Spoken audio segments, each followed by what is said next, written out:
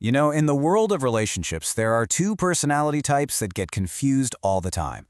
But the danger they pose? Well, it comes from entirely different places. Today, we're going to break down the critical differences between the narcissist and the psychopath. This quote it gets right to the heart of it, doesn't it? Love can create this huge blind spot. And for certain predators, that blindness isn't a problem. It's the perfect camouflage. And that camouflage is their disguise. See, on the surface, the narcissist and the psychopath can look almost identical. They're charming, they're seductive, and they almost always leave a trail of destruction.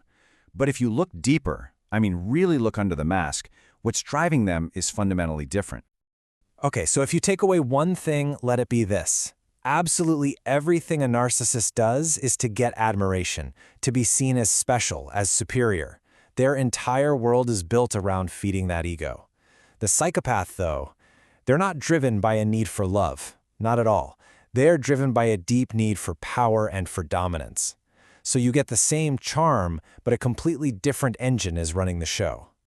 Think of all that charm as a mask. For the narcissist, that mask is polished to perfection because it needs your admiration. It's basically an advertisement for how great they are.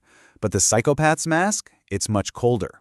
It's quieter. They aren't performing for an audience. They are studying and mimicking human emotion just to get what they want. For them, it's a tool, not who they are. So how does this whole thing even start? Let's dive into the first stage, the seduction. This is where they set the hook. And even though the end result might feel the same, the way they draw you in, well, they're worlds apart. The narcissist creates a complete whirlwind. It feels like a movie, a fantasy brought to life.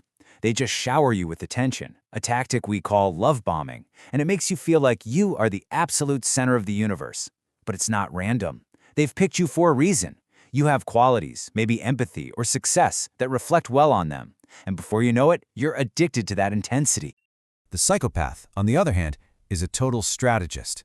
They're like an emotional hacker. First, they just watch. They observe you. Then they start running these little tests to push your boundaries, to see how you react, see how forgiving you are. And once they have that data, they mirror your deepest desires, your biggest insecurities, and they become your perfect soulmate. They're not selling you a fantasy, they're building a meticulous trap just for you. So this leads to a really critical question. Who are they actually looking for? There's this common idea that they only target people who are weak or vulnerable. But honestly, the truth is often the complete opposite. And the difference in their targets really tells you everything you need to know about their motives. Narcissists, they're drawn to strong, empathetic people. Why? Because your kindness, your forgiveness, it's a limitless source of energy for their ego. Psychopaths are much more pragmatic. They hunt for utility. You're not an admirer to them. You're an asset, chosen for your status, your money, or maybe just because you're entertaining.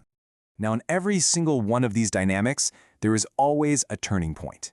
It's that moment when the initial charm campaign just stops, and their true objective starts to come out. This is when the mask really begins to slip. With the narcissist, the shift is basically a form of conditioning. That constant adoration you got addicted to is suddenly pulled away and replaced with criticism. All of a sudden, you're left feeling like you're not good enough. And this keeps you constantly chasing their approval, desperately trying to get back to how things were before. And in doing that, you just keep feeding their ego. The psychopath's shift isn't about some fragile ego. It's a cold, calculated experiment. They'll start with these small betrayals, little lies, or they'll flirt with someone else right in front of you. They're not doing it because they're insecure.